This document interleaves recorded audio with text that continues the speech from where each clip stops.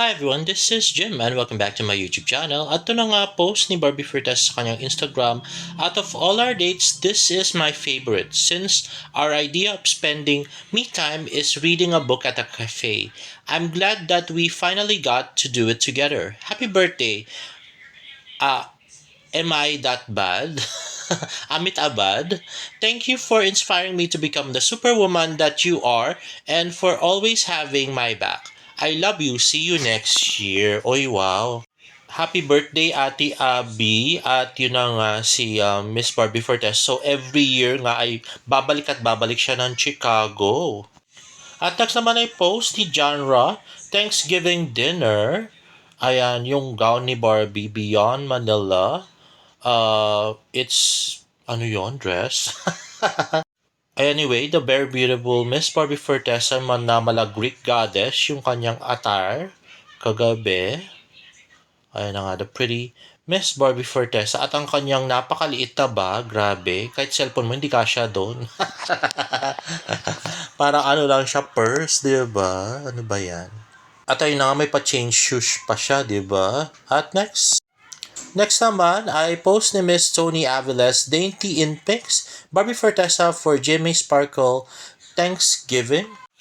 Ay na, the pretty Miss Barbie Fortesa.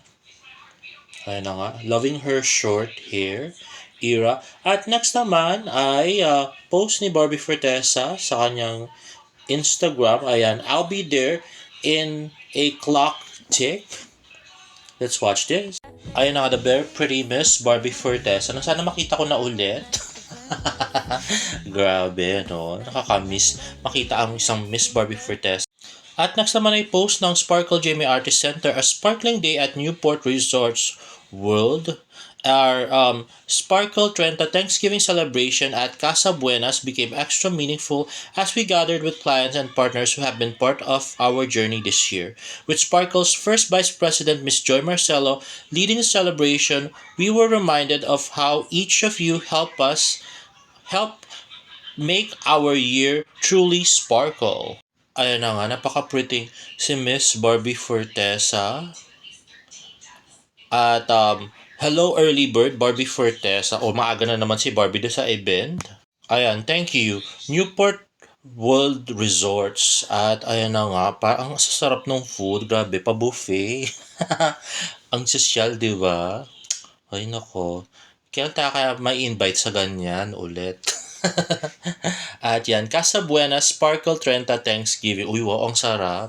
At ito naman ang post ni Ethan Odukayan, POB Manager on Duty. Ayan na nga, yung sa dinner nung Wednesday ni Barbie Bea at saka si Wilbert Ross. At si Joyce Ching. Ayan. Diba? Ayan si Barbie. At sayang wala lang audio, o diba? Ayan si Joyce Ching. At ito nga yung picture na yon, magkakasama sila. At next naman ay post ng Avignon Clinic, Makati City. Why choose Avignon Thermage Flex? Let's watch this. Ayan. So, parang nililaser nga yung mukha ni Barbie. Ano yan? Parang inaalis yata yung fat sa mukha. Ganun ba yun? Ayan. Lifted contours, precision, RF delivery, youth revival. O, diba? The pretty Miss Barbie Fortesa, no downtime, natural results. Hey, so I am finally done with my Thermods treatment. I can finally say that. I'm so proud of myself. Thank you so much, Avignon Clinic, for taking such good care of me. You are waiting for a sign to do something amazing for yourself, pero natatakot ka? Girl, this is your sign. Do it now. This time, it's Avignon. Iyan, dapat ganyan yung mga outfitan ni Barbie, yung mga sexy at saka fitted. Para di ba, nakikita yung kagandahan at kaseksihan niya. At sa Instagram story ni Barbie Fortesa, among the TV best friend roles I've done, being yours is my favorite, Barbie Fortesa. Ayan, post pala nirepost niya pala galing kay Rain Matienzo, o diba? At nag-comment naman si Barbie ng I love you, o diba? Super BFF. At sa mga post nga ni Tita Ami sa kanyang Instagram story, today I read this quote.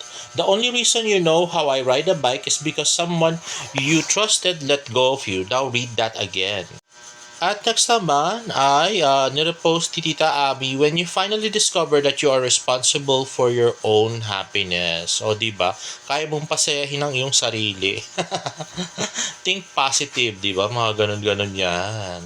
At next naman ay You should never assume, because when you assume, you make an ass of you and me.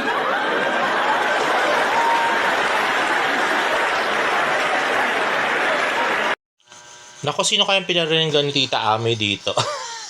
Siguro sila P4 kasi nag-assume na magjowa si Barbie at si David na hindi naman.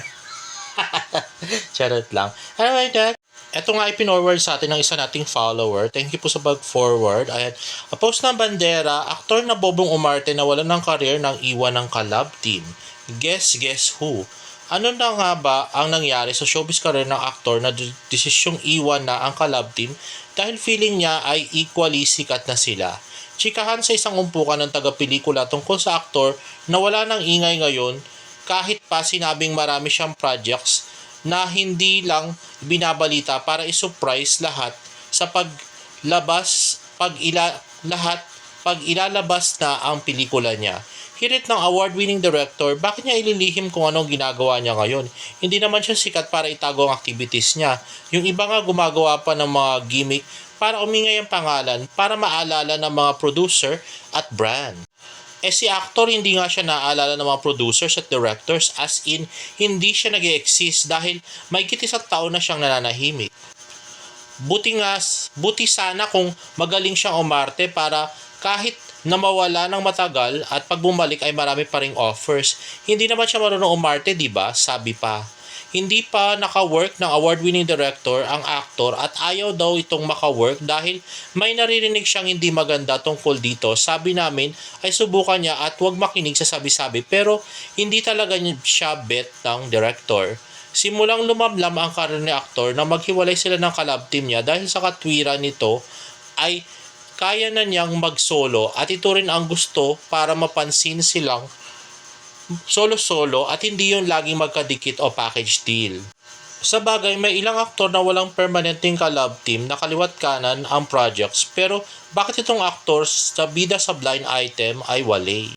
Sa bagay, may ilang aktor na walang permanenteng Kalab team na kaliwat kanan ng projects, pero bakit itong aktor na bida sa blind item ay wale? Hindi kasi siya sikat at hindi rin marunong umarte, mabilis na sabi ng isang TV executive. Ang iniwang Kalab team ng aktor ay super sikat at hindi na nawala ng project kahit minsan, kaya't may balitang pagsasamahin sila ulit ng dati niyang Kalab team. So may mga nag-speculate na si David Licauco nga daw yung sa blind item, pero although iniwanan nga siya ni Barbie Fortesa, wala naman siyang upcoming na pelikula at hindi naman siya nanahimik ng isang taon, di ba? Actually, di ba, meron pa nga siyang Never Say Die ngayon. So, yung pelikula nila ni Catherine, hindi pa naman siya 100% confirmed. Although, David Licauco is being considered ay hindi pa final hanggat hindi pa ina-announce ng ABS-CBN. Siyempre, pwede pa magbago yun, no? At yung pagsasamahin sila ng dati niyang Kalab team na si Barbie Fortesa sa isang project, malabo yun, guys. Malabo. Sa ngayon malabo. Hindi ko naman sinasabing hindi na magtatambal ang Barda kahit kailan, di ba? So sa ngayon malabo, pero tignan natin. Syempre i-announce naman ng GMA yan. Pagka in-announce ng GMA, syempre na-announce na natin dito. Hindi naman tayo nag-iimbento ng project ni Barbie tsaka ni David, di ba? Hindi tayo katulad nila Pikwa. Ay, oo nga pala. Yung balita pala naman nila Bulletin na may pelikula si Jillian tsaka si David. Wala pang updates doon, no? So, hindi pa rin final yon hanggat hindi binabalita ng GMA, di ba? Hindi siya final, no?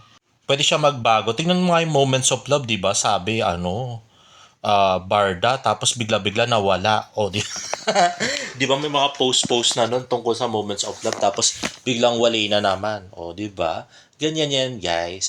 Anyway, guys, if you like this video, please give it a thumbs up and please subscribe to my YouTube channel for more barda updates. See you in my next vlog. Bye!